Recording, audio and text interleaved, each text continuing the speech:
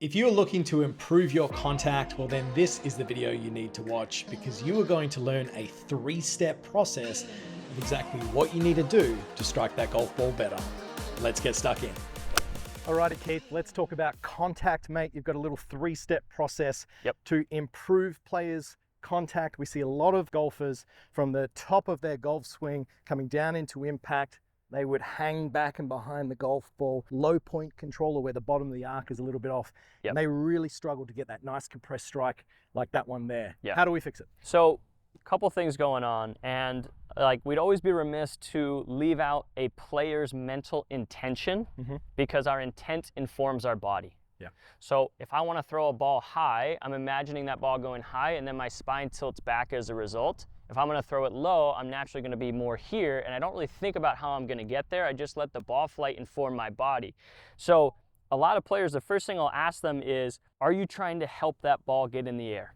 And a lot of times the answer is yes. So a helping up action a lot of times means a leaning or tilting back, and then a scoop with that trail hand there, trying to get the ball airborne. Because we know with an iron, it's trying to get airborne, right? So we first have to make sure that we understand that we need a little shaft lean.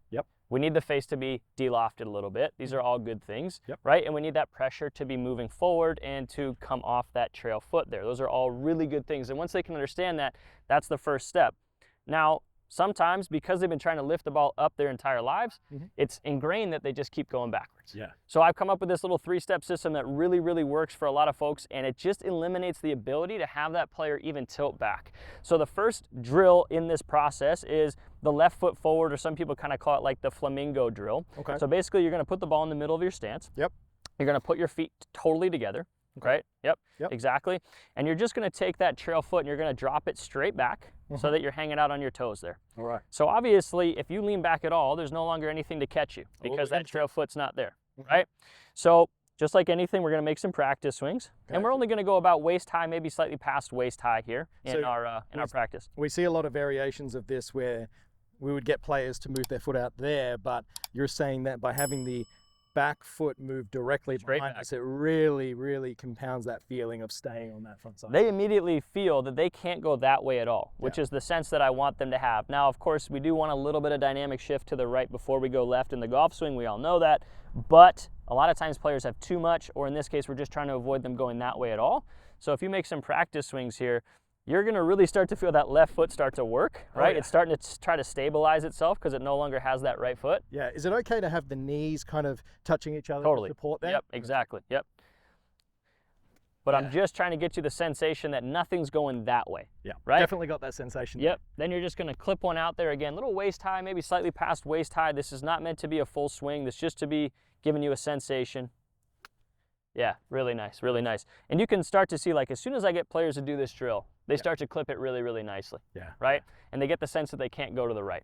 And you guys, when you do this the first time, you will feel an instantaneous difference from if you were a player hanging back with the way that the club interacts with the ball and the turf.